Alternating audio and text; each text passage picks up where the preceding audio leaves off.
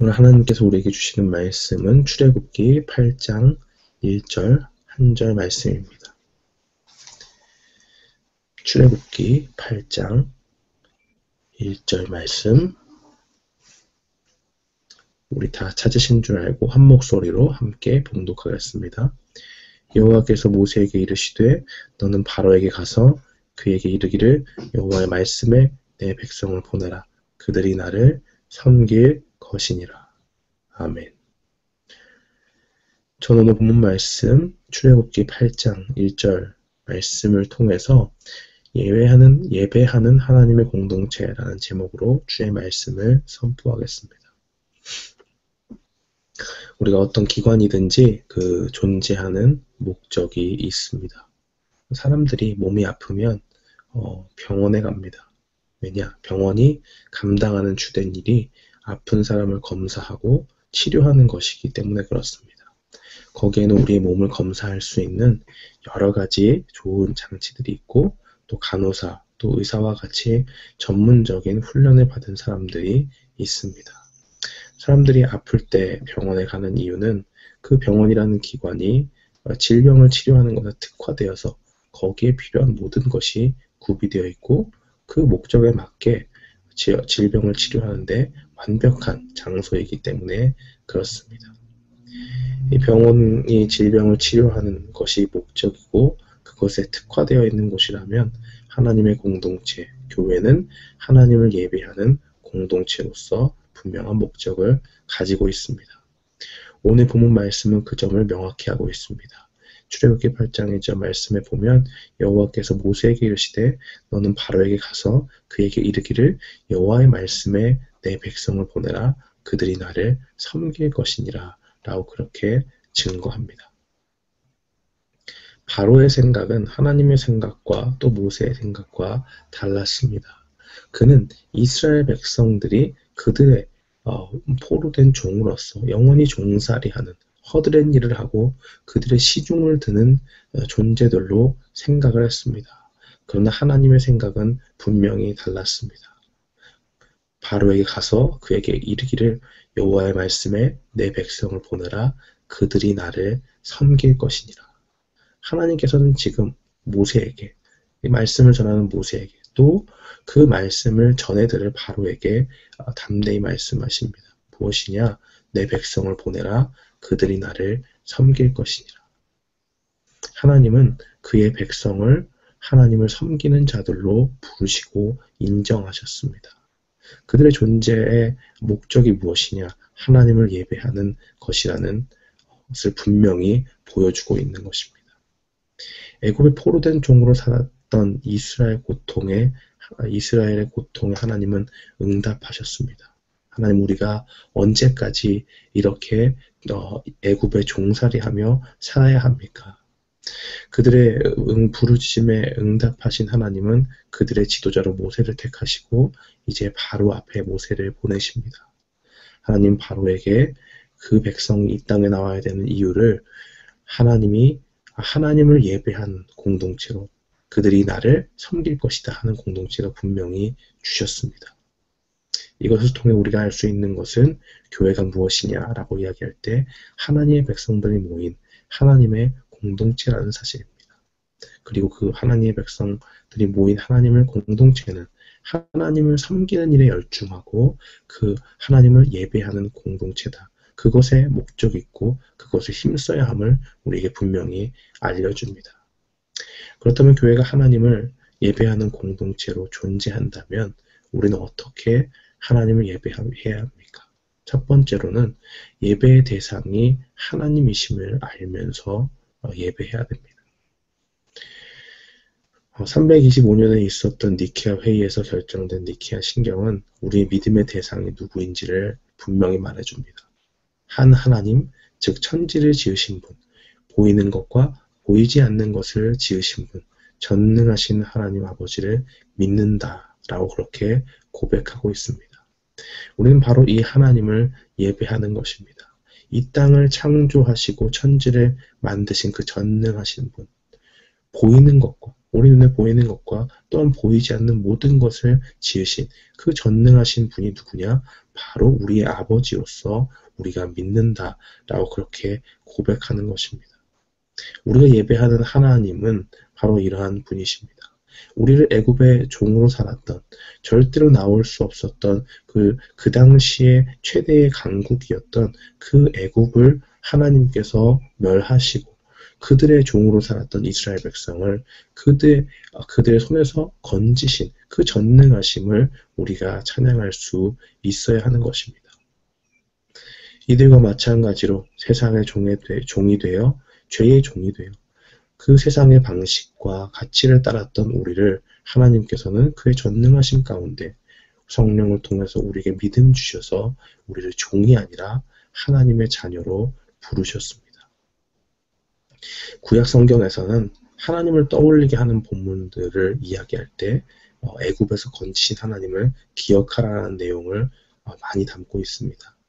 신명기 6장 12절로 13절 말씀에 보면 너는 조심하여 너를 애굽 땅 종되었던 집에서 인도하여 내신 여호와를 잊지 말고 내 하나님 여호와를 경외하며 섬기며 그 이름으로 맹세할 것이니라 라고 이렇게 증거합니다. 신명기는 다시 한번 이야기해주는 것입니다. 모세의 율법과 하나님의 가르침을 다시 한번 이야기하는 것입니다. 그래서 하나님을 자주 잊는 경향이 있는 이스라엘 백성들, 하나님을 자주 잊는 경향이 있는 사람들에게 하나님이 누구신가, 하나님에 대하는 우리의 태도와 그런 모든 것들을 다시 한번 이야기해 주는 것입니다. 하나님을 예배하는 존재로 부름을 받은 우리는 그 존재의 부르심을 받았음에도 불구하고 하나님께서 우리를 죄의 종에서 하나님의 백성으로 그의 자녀로 삼아주셨다는 사실을 자주 잊습니다. 하나님의 공동체인 교회가 하나님의 자녀들의 모임이라면 우리는 마땅히 그 하나님을 지속적으로 기억해야 될 필요가 있습니다. 그 기억하는 행위 중에 가장 좋은 것은 하나님을 예배하는 것입니다. 우리가 매 주일을 정해서 나오잖아요. 그리고 새벽에 나올 수 있도록 새벽 예배라는 것을 또 하지 않습니까?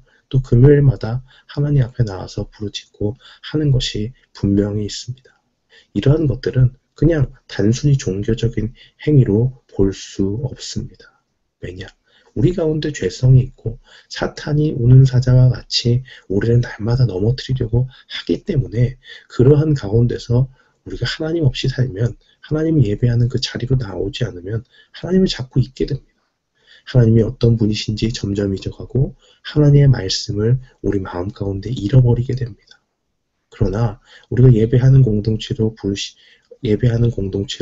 부르심받았다라는 사실을 분명히 기억하고 하나님이 어떠한 분이신가 라는 것을 굳게 붙잡고 예배의 자리로 나오게 된다면 우리는 우리 가운데 하나님이 어떠한 분이신가, 전능하신 하나님, 우리의 죄의 종에서 생명의 아들의 나라로 옮겨주시고 그의 자녀 삼아주신 하나님이시다라는 것을 예배를 통해서 계속적으로 기억할 수 있습니다.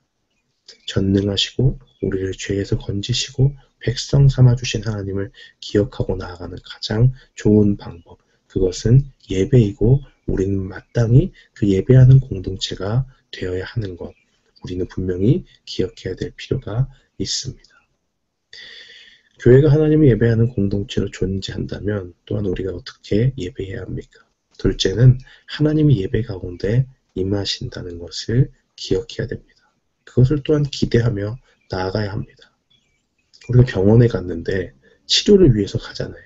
근데 그날 마침 그 담당하는 의사가 없으면 우리는 다른 병원으로 가든지 우리는 거기서 그냥 허탈한 마음을 가지고 돌아올 수밖에 없습니다.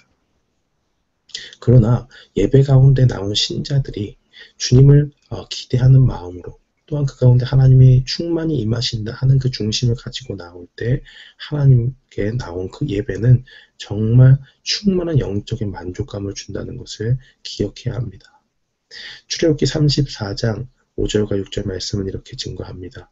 여호와께서 구름 가운데 강림하사 그와 함께 거기 서서 여호와 이름을 반포하실세 여호와께서 그의 앞으로 지나가시며 반포하시되 여호와로라 여호와로라 자비롭고 은혜롭고 노하기를 더디하고 인자와 진실이 많은 하나님이로라 라고 증거합니다. 이 장면은 하나님께서 모세에게 그의 십계명을 그 돌판을 주실 때 친히 주실 때 하신 말씀입니다. 구름 가운데 강림하셨다는 말은 하나님께서 그 가운데 충만히 임하셨다는 것이고, 여기서 그와 함께 거기 서서라고 이야기하는 것은 모세와 함께 거기에 계셨다는 말입니다. 하나님께서 올라오라고 이야기하시고 하나님께서 직접 만나 주시는 가운데 있습니다. 자, 보십시오. 하나님께서 우리를 어떤 존재로 부르셨습니까? 먼저 부르실 때에 너희가 나를 섬기는 공동체로 부름받았다 라고 그렇게 이야기하십니다. 그리고 오늘 이 모세를 만나 주신 것 같이 구름 가운데 강림하사 그와 함께 거기 서서 하나님의 이름을 반포하십니다. 우리가 하나님을 만나러 가래 똑같은 일이 벌어지는 겁니다. 눈에 보이는 구름이고 우리가 막 산에 올라가고 이런 건 아니지만, 예배당에 우리는 보이지 않지만 하나님께서 그 자신의 백성들을 만나러 내려오신다는 사실입니다. 우리와 함께 계셔서 우리의 찬양을 들으시고 우리의 기도를 들으시고 우리가 함께 성경을 읽을 때 그 가운데 함께 계시고 주의 말씀을 선포하시는 목사님의 그 말씀을 통해서 그 가운데 하나님 자신을 알려주신다는 사실입니다. 자비롭고 은혜롭고 노하기를 더디하고 인자와 진실이 많은 하나님을 만날 수 있는 가장 좋은 방법은 하나님을 예배하러 나오는 그 장소, 그 시간, 그것입니다. 하나님의 백성이 하나님을 알 수 있는 최고의 방법, 예배라는 것, 그것을 우리에게 보여주고 계신 것입니다. 우리 예배 장소에서 하나님이 직접 임재하셔서 우리 함께 예배하신다는 사실, 함께 그 예배 장소에 계신다는 것을 분명히 기억하십시오. 우리가 예배에 나올 때 시간 됐으니까, 또 주일이니까 안 가면 찝찝하니까 나와야겠다라고 생각하는 것으로 나오는 것과 이 장면을 기억하고 구름 가운데 모세를 만나주신 하나님이 오늘 나와 함께 만나주신다. 또 만나주셨으면 좋겠다. 그러한 마음을 중심을 가지고 나오는 것은 분명히 다릅니다. 출애굽기 34장 2절과 3절 말씀은 이렇게 증거합니다. 아침 전에 예비하고 아침에 시내산에 올라와 산 꼭대기에서 내게 보이되 아무도 너와 함께 오르지 말며 온 산의 인적을 금하고 양과 소도 산 앞에서 먹지 못하게 하라. 이것은 무엇이냐면 아침 전에 예비하고 하나님 앞에 나올 때 철저하게 예비하고 나와야 함을 보여주고 있습니다. 지금 보면 아무도 너와 함께 오르지 말고 온 산의 인적을 금하고 양과 소도 산 앞에서 먹지 못하게 하라. 하나님의 거룩하심을 우리에게 보여주는 것입니다. 대제사장도 하나님 앞에 1년에 한 번 나아갈 때에 그 대제사장들의 그 복장을 보면요, 이 방울이 달려 있죠. 그리고 끈으로 길게 줄을 만들어서 밖에 사람이 잡게 만듭니다. 왜냐하면 그 당시에는 지성소로 대제사장들만 들어갈 수 있는 그 지성소로 나아갈 때에 하나님을 그 가운데서 만나게 되는데, 그들이 잘 준비하고 만나지 못한다면 그 하나님의 거룩하심에 압도되어서 그들의 죄악 때문에 그 가운데 죽게 됩니다. 그러면 그 가운데 들어갈 수 있는 사람이 아무도 없잖아요. 사람 다 죄악이 있고 제대로 준비하지 않고는 그 앞에 나아갈 수가 없는 것입니다. 그래서 끈을 달아서 방울 소리가 나면 대제사장이 살아있구나 라는 것을 알고 뭔가 하나님께 정상적으로 하나님의 말씀을 받고 있구나 하는 것을 알 수 있고, 반대로 그 방울 소리가 들리지 않으면 어떻게 하죠? 그 줄로 당겨서 인적이 없음을 확인하고 끌어낼 수 있는 장치를 마련해 놓으신 것입니다. 우리가 기억해야 할 것은 무엇이냐? 하나님의 그 거룩하심 존전에 나아갈 때에 우리도 아무런 준비 없이 나아갈 수 없다는 것을 분명히 기억해야 합니다. 하나님께서는 모세에게 나를 만나러 오라 라고 말씀하시지만 그 가운데 분명히 예비하라라고 말씀하십니다. 아무도 그와 함께 오를 수가 없습니다. 인적도 금하고 양과 소도 산 앞에 서지 못합니다. 우리가 하나님께 집중하는 마음을 가지고 있어야 하고, 하나님이 거룩하시다 라는 그 속성을 기억할 때, 그의 성품을 기억하고 예배 가운데 나올 때 우리 마음은 자연스레 예배를 준비하는 마음으로 나아가야 한다는 것입니다. 어떻게 예배를 준비합니까? 그 앞에 회개하는 마음으로 나아가는 것입니다. 그래서 우리가 한 주간을 돌아보며 주의 예배 순서에 그 순서가 있지 않습니까? 우리의 마음을 살피고 우리의 죄를 회개하고 주 앞에 나아가는 마음이 그런 순서가 있지 않습니까? 그 마음이 우리에게 필요하기 때문에 그렇습니다. 또한 우리가 생각할 때 예배에 앞서 분주한 것도 있다는 그 모든 것들을 정리할 필요가 있습니다. 아무도 예배하는 그와 모세와 함께 오를 수가 없었다는 것을 기억하십시오. 그 앞에 아무 눈에 보이는 것도 없고 인적도 금하고 양과 소가 있으면 잘못된 길로 가면 이렇게 또 치고 마음이 쓰이잖아요. 그러한 모든 것을 아예 드리지 못하게 하는 하나님의 모습들을, 하나님의 명령을 분명히 기억해야 될 필요가 있습니다. 거룩하신 하나님 앞에 나아갈 때 우리가 준비하는 마음, 예배를 준비하는 그 모든 것들을 하나님께서는 받으시고 예배 가운데에 어떠한 사소한 잡념이라도 우리 마음의 일부를 빼앗지 못하도록 하나님께서는 하시는 것입니다. 그렇기 때문에 우리가 주님 앞에 예배하는 공동체로 나온다 할 때 예배를 준비하는 마음으로 나오는 것이 분명히 필요하고 그 가운데 하나님이 충만히 임하여 주신다 하는 사실을 기억하고 나아가는 것이 필요합니다. 오늘 이 말씀 기억하고 우리가 드리는 예배 가운데 날마다 승리하며 나아가는 저와 여러분이 되기를 주님의 이름으로 축원합니다. 아멘.